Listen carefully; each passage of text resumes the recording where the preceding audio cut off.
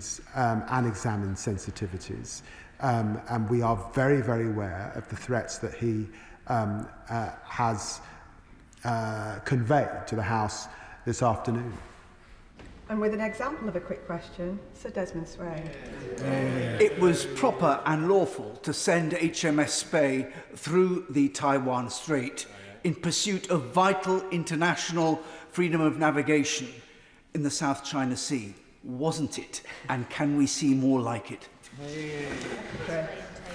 Yes, yes. Nick Timothy. Thank you, Madam Deputy Speaker. And I want to remind the Foreign Secretary that the government that invited Huawei into our telecommunications network was actually the last Labour government between 2003 and 2006. Long memories. He's tried to be partisan about it. The ebb and flow of these issues and the mistakes go back quite a long time, and he should acknowledge that. What assessment has he made of China's dominance of the world market for cellular internet modules, which are subsidised and sold internationally below the cost of manufacture? What assessment in particular has he made of the insertion of kill switches in Chinese-made wind turbines and PV cells? And will he rule out any Chinese involvement in our energy infrastructure? I'm really going to take no lectures from the Honourable Gentleman, whose advice to former Prime Minister May led to the possibility of nuclear information being revealed. He should be embarrassed, and I'm surprised he came to this debate this afternoon. Neil Shackelford. Thank you very much, Madam Deputy Speaker. Given that China is one of the defining geopolitical challenges of our age, I'm somewhat sceptical to read reports this morning that this much-touted, year-long awaited audit was in fact being significantly downgraded. Under this government, there has been a significant increase in ministerial engagement and visits with China, a policy that is at best incoherent and at worst incompetent. Given that actions speak louder than words, can the Foreign Secretary confirm that the Prime Minister will no longer be making his proposed trip to China? Foreign Secretary. I've got to say to the Honourable Gentleman, this is a lot of work, and we haven't even been in government a year.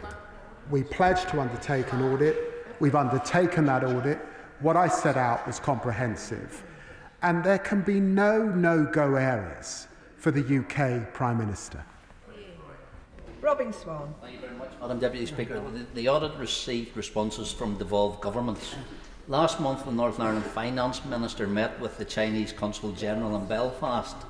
The meeting was described as a formal diplomatic engagement of exchanging views on deepening cooperation. Significantly, Madam Deputy Speaker, no publicly released minutes or press interviews or who the full attendees were. No specific sectors or agreements referenced. Does the Foreign Secretary know what was discussed or agreed? Because as foreign policy isn't devolved, does he think he should, and will he ask? Or did the devolved government in Northern Ireland's executive, as a response to the audit, actually include what was discussed or previous meetings between the Chinese government and the First and Deputy First Minister? Foreign Secretary. Well, the Honourable Gentleman has put his views on the record, and I will consult my officials about what he has revealed. The final question, Jim Shannon. Thank you, Madam Deputy Speaker. Can I thank the Foreign Secretary very much? I believe it is essential that we have a fuller understanding of the reach of China as well as their goals. And British citizens have contacted me regarding the human rights violation, not only against those in China, but those who live on our shores. So how will the Foreign Secretary undertake to ensure that China understands that their reach stops at our shores and that our people are entitled to think and to have freedom of speech whatever they desire and without any fear of reprisal? Thanks so much. Secretary. Well, the Honourable Gentleman is right. Our democratic norms we will always fight for and we will always press. We cannot accept repression, oppression and actually criminal acts committed in our own country. We will stand up to them, and I have made those representative to my Chinese interlocutors to make that completely clear. And that concludes the statement. Point of order, Nick Timothy. Thank you, Madam Deputy Speaker. I'd like to seek your advice about the exchange I just had with the Foreign Secretary. Firstly, I pointed out that after the Foreign Secretary had been incredibly partisan about the history of Huawei's involvement in our telecommunications infrastructure, that involvement actually began under the last Labour government when he was a minister in that government and he tried to accuse members of the Conservative front bench of something similar. I also asked a serious question about the Chinese dominance of the world market for cellular internet modules, which is a very serious issue. We've all grown used to the fact that we don't get answers in this House, so perhaps you could give us advice about whether ministers are ever actually going to answer a question. But then he decided to abuse me and insult me personally about advice he claims I gave to the Prime Minister in a former role I had. He has no idea what advice I gave in that job. And if he cares so much about my personal history, he would actually read all the things I've ever written about the role of Chinese companies in our energy infrastructure. So I'd like him to take the opportunity to withdraw that accusation. I thank the honourable gentleman for his point of order. What he refers to was a matter of debate and nothing disorderly occurred. This is not a matter of the chair, but I would urge that good temper and moderation in this chamber be followed at all times. Point of order. Point of order, Ian Duncan-Smith. Well, I'll give way to the Foreign Secretary. Madam Deputy Speaker, it is a matter of record that former Prime Minister May was considering matters that pertain to our nuclear capability. The Honourable Member was an advisor at that stage, and she had to withdraw her recommendations on the China General Nuclear Company. That is a matter of record, and anyone in this chamber can Google it. Point of order, Ian Duncan-Smith. This is a separate point of order, Madam Deputy Speaker. While the Foreign Secretary is sitting here, I thought it would be relevant. We've just heard that America, the American government, has put in a second disapproval on the granting of an embassy to China in the location that it is. They've actually said they are opposed to it now for security reasons. I thank the honourable gentleman for his point of order. However, as he knows, it is not a matter for the chair, but he has put his comments on the record. We now move to the 10-minute rule motion, and I'll give a few moments for the House to settle so that the member in charge has adequate opportunity to be heard. Thank you, David.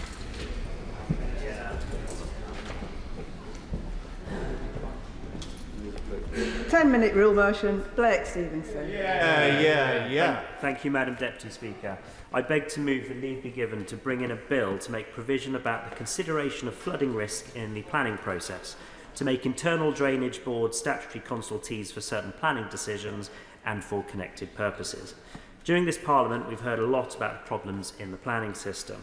In particular, the government has spoken a lot about what it sees as the blockers, people who, for reasons this government seem not to understand, oppose developments they see as bad for their communities. Madam Deputy Speaker, this bill intends to help go some way to fix the government's problem. Because the reality is, the reason many people in our communities become blockers is they have no faith that the planning system will deliver houses that make their lives better. These are hard-working people, Madam Deputy Speaker, and rather than listen to their concerns, the government has sought to bash them at every turn.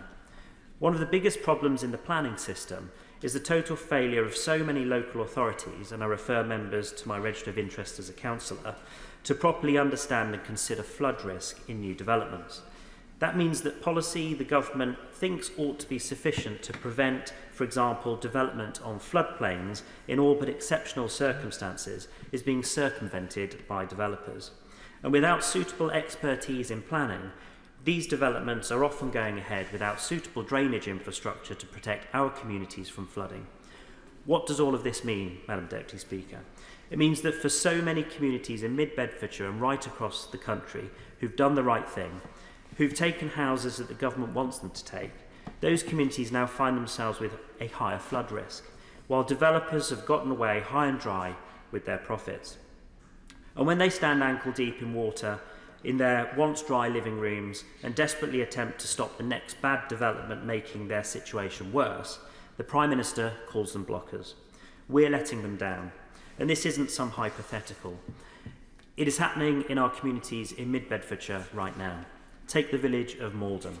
Malden has historically developed as a linear settlement running along the Greensand Ridge, but developers saw an opportunity to develop up the slope of the ridge, and that upslope development has caused a huge increase in flooding in Malden, to the point that homes that have stood for centuries with minimal flooding have now been reclassified by the Environment Agency as being within floodplain. Are the developers stopping there? Of course not. Another 40 hectares of land has been put forward for development around Malden as part of the call for sites for the next Central Bedfordshire local plan. Who gains from planning like this? It certainly isn't the hard-working people who already live in Malden, who saved up to buy the house that they've been dreaming of, and who wish to be able to peacefully enjoy it without having to worry about getting sandbags out every time grey clouds form overhead. It isn't the people who worked hard to get their new build home in Malden, only to discover the planning system let them down and allowed developers to get away without building the right protections for their homes from flooding. It isn't the government who are left puzzled as to why all these people are opposing their plans to build thousands of more homes in our communities. The only people who gain are the big box developers who've thrown up the houses with minimal restrictions and mitigations and taken their profits, whilst our communities pay the price. And Malden is just one example. There are so many places in mid-Bedfordshire and across the country where our planning system has failed the people who need it most, the people we serve. That's what this bill will try to fix, Madam Deputy Speaker, starting by ensuring that where we have an internal drainage board, experts on flooding with flood management, that we take advantage of their expertise and make them a statutory consultee on development, which is likely to have an impact on flood risk in the broad area they cover. Many internal drainage boards are already contributing to this work by making representations on planning applications, but putting them on a statutory footing would ensure that their advice gets given the consideration it deserves, and it would cost us nothing. This bill will make a simple amendment to Schedule 4 of the Town and Country Planning Development Management Procedure England Order 2015 to insert internal drainage boards as a statutory consultee in the planning system. It will also ensure that we take the politics out of protecting people from flooding by ensuring that the Secretary of State may only remove internal drainage boards as a statutory consultee if they replace them with an alternative body who should provide advice on flooding risk. The Environment Agency already acts as a statutory consultee on planning matters which impact on floodplains, but they lack the resources to effectively and efficiently identify flooding risk more broadly.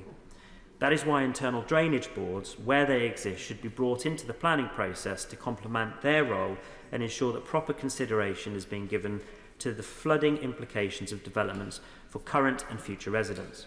This bill would also ensure that planning authorities give appropriate weight to flood risk in the planning system, and that developers cannot get out of their obligations to build livable homes and not just their own profits. It would introduce a simple presumption against development where the lead local flood authority, the Environment Agency and/or the Internal Drainage Board consider that, when taking into account sustainable drainage infrastructure and flood mitigation measures, the development would increase flood risk for existing properties. It would require the Secretary of State to publish statutory guidance prepared by a panel of experts for planning authorities and lead local authorities on the minimum expected standards for drainage and maintenance in new developments. And it would build on recent government announcements on build-out rates and give planning authorities the ability to reject future planning applications from developers on the basis of past failures to deliver or maintain sustainable drainage infrastructure. Madam Deputy Speaker, we must do better for the hard-working people in our communities who want to return from work to a warm, dry home. It is the least they deserve. I present this bill for them.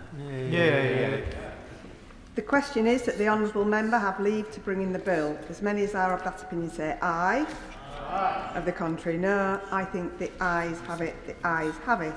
Who will prepare and bring in the bill?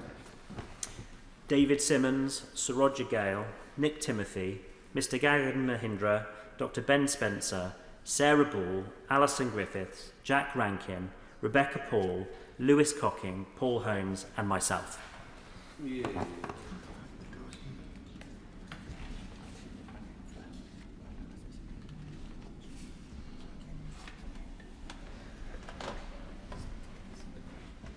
Clerk Stevenson.